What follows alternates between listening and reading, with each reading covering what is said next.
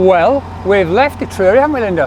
Yes, we're now travelling up the Caldon and we're just going through Hanley Park, which we've walked through a few times. It's lovely.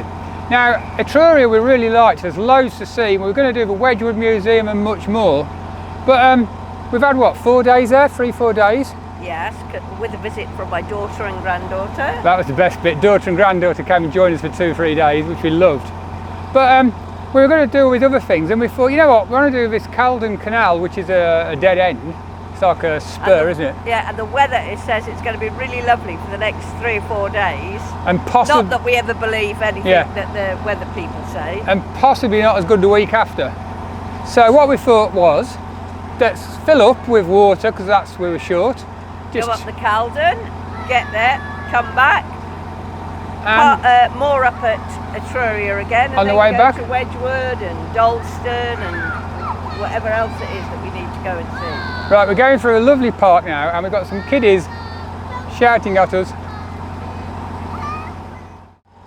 So this is a Hanley Park, isn't it? Hanley Park. Yeah. Hanley Park. As you can see, some lovely ornate bridges, beautifully laid out. There's a pavilion. Really like this place. Pavilion, gardens. Some locals waving. Very nice. Well, we're at Bridge 8 already, though the bridges are very close. As you can see, it's low. And listen to the aerial making that noise. Just after this bridge, I can see it this side, is the Emma Bridgewater factory. And we walked there a couple of days ago.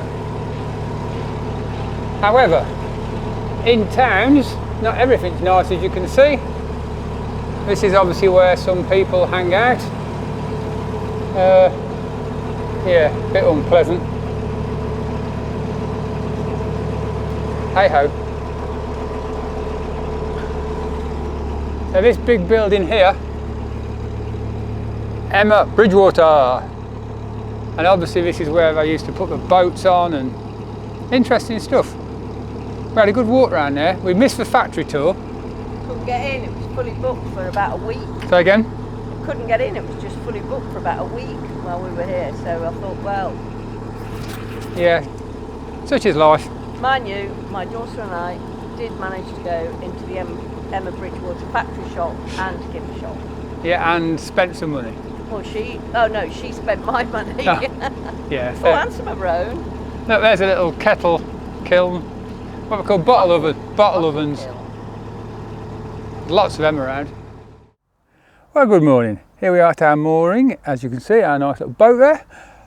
We're at a place called Milton on the way to Leek, although we're not taking the Leek arm. We're going down towards the Uttoxeter arm, which only goes so far, but we're looking forward to that. We're going to hopefully get today to where the Chiltern Steam Railway starts. Pure coincidence, but it just happens to be running steam trains tomorrow, and we might more there tonight. So it's an easy-ish day in distance, but we've got 12 locks to do. Glorious sunshine, I'm not moaning at that one.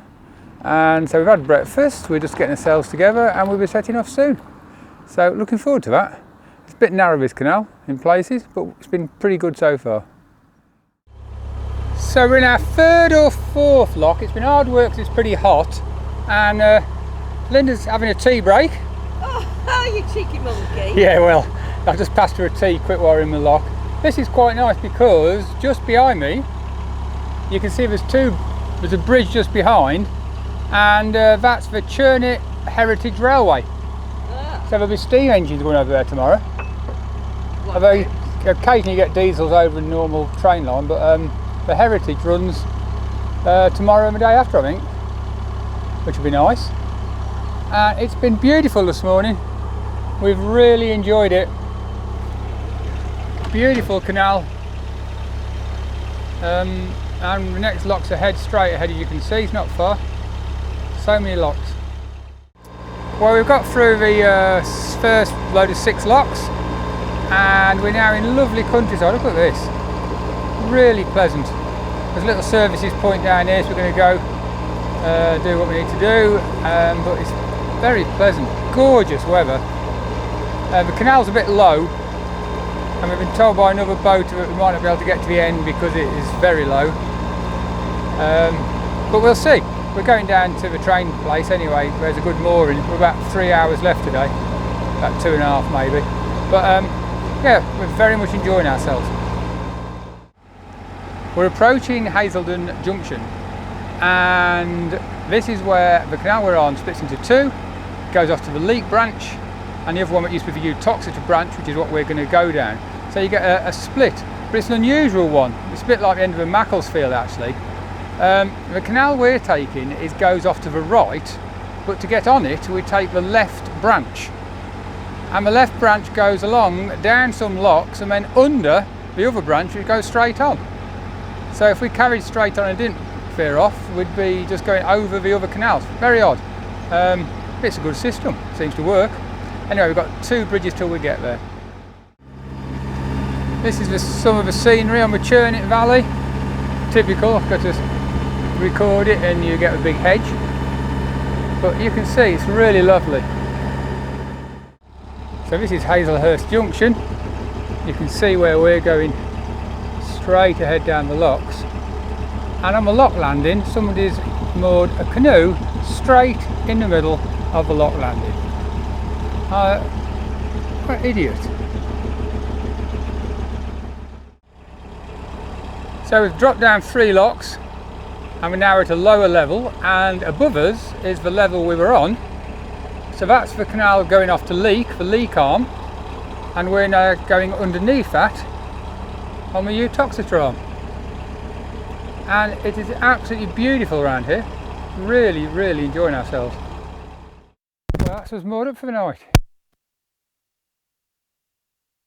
5.4 hours it says, so on the timer, so it's a long time. It's been very hot and it really wears you out with that heat. Good morning, and if you look over there, and you can probably hear it, there it goes just on cue, a steam locomotive ready for the day's running on the Churnet historic vintage railway line. We were hoping to go on that, but I think you're better off getting on the Froghall end. That's what Tom went to investigate yesterday. Not sure what type of loco it is. I haven't had a chance to look it up yet. But yeah, interesting start. Linda's just finishing off getting ready, and then we're off up the cut. Let's see what the day brings. So the canal's a bit narrow here. Or maybe it's wide and badly overgrown. Who can tell? We've met one boat already, and he got grounded trying to get to the side.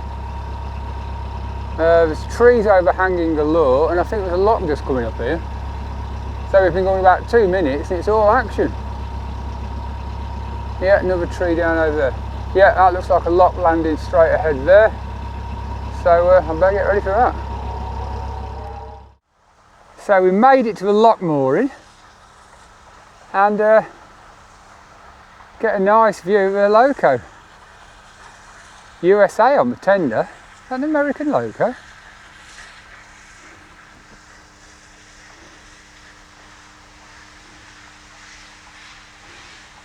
Well, that's nice to see.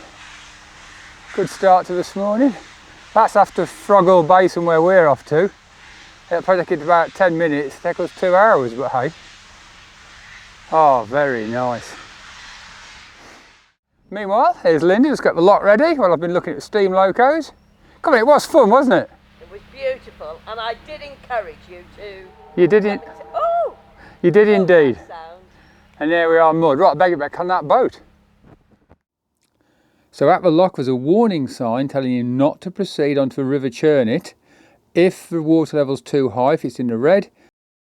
And there's a gauge under the bridge showing you what the level is. So we're on the Churnet now, and it's really nice. It's not a raging torrent. No, it was green. We haven't broke any rules. It was towards the top of the green, which is quite handy because it's not going to be grounding out or anything. And it's, I don't say it's overgrown, but it's just beautiful. Yeah, it's just really, really picturesque countryside. This valley has been full of wild orchids.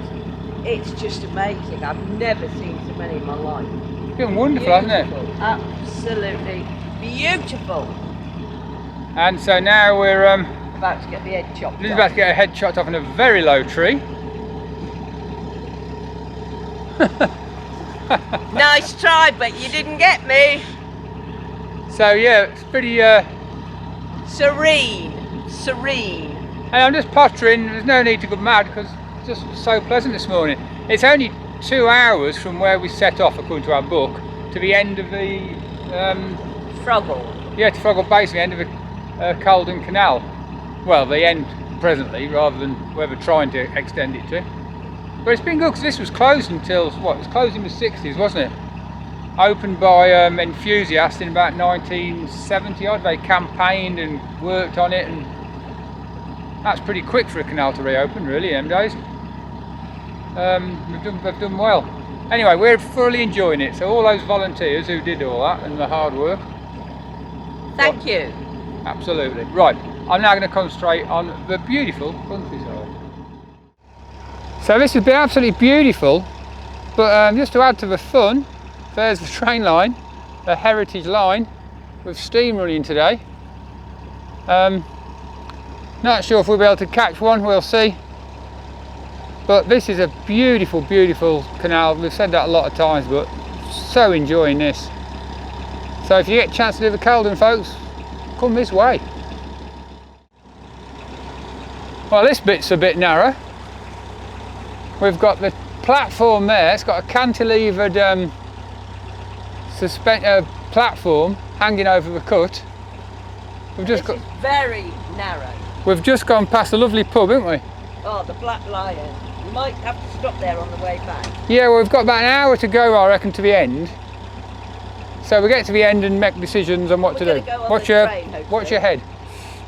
Miles away. As you can see, we're right by the train station, the train lines, the signals ahead. Ooh. And the trains tend to go from Froghall return. So we'll see. This is funny, it's even work further over. It's the waiting section. Yeah, there's a little hut above me. It's the waiting room. They've certainly utilised the space. I'll just show you that as we go past. So there you are. Right, and we'll look hanging over the cut. at the console. That is interesting. Look, leaks like crazy. I'm getting quite wet. And then the other side, I'm waiting for Linda to open that door, that gate, sorry. And the bands tell us whether we'll get through Froghall Tunnel or not. And I think the answer's no. Well, that's our boat moored up in the background. We've made it to Froghall through the narrow. I didn't video much, did I? Because it was very narrow. But we can't, our boat is too big to go through the tunnel. So we have to stop now and just go and have a look around and see what's what. But it was so narrow, I didn't enjoy that much. But anyway, we're here now. Well, hopefully he'll cheer up because there should be a steam train going. So we'll probably have to catch it. So let's get to that station. Well, we just happened to get here to Froghall to the train station as a return train is about to leave.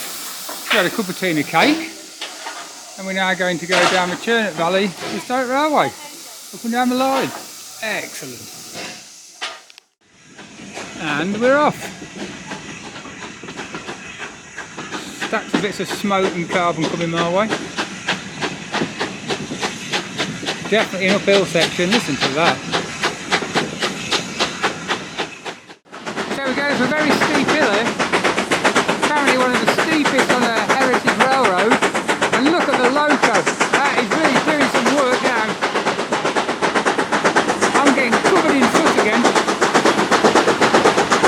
Look at that.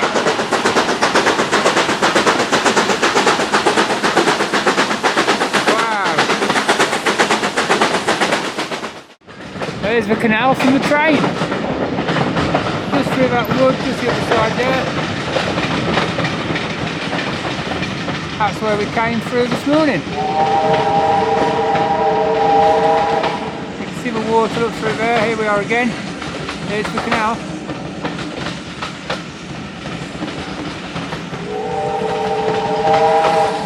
Canal and a steam train in one shot. I'm happy. We just walk into the basin, and here are the kilns, lime kilns I believe, and this is why the canal came this way, because of the raw materials including iron ore, limestone, all found up here. So here's the kilns, and the basin is just down here to the left. So have a look. So if you ever make it to Froghall Basin, here we are. Beautiful moorings, lovely place to be, absolutely smashing. Of course, unless you're in a little boat, you can't get through the tunnel to get here. What a shame. Obviously you're coming under that bridge and down that lock there, and there's a bend over behind where Linda is that takes you down to the tunnel. We'll have a look at that. So walking down from there, and here we are, the tunnel entrance. From the other side. And we're more just the other side of there, and we can't get through it. It don't look too low, but it's a bit low in the middle. It says do not go through if you hit the plastic on that gauge, so I don't think I will. No point in causing damage. And we're hoping now we can walk back to our boat this way, which would save us rather a long walk. Shall we see? So we're back the other side of the tunnel, coming over that hill over there, and obviously that's as far as we can get, and we're moored, obviously that's not our boat, just past there, past the winding hole. And that's us done, I think, for today. Good evening! Yeah, well, it's the end of the day, and I did think we were going to moor up at Froghall Basin. Froghall Basin, but we didn't in the end, because we got back about 4ish and both looked at each other and thought, you know, we've got that horrible narrows to do, and it really is narrow.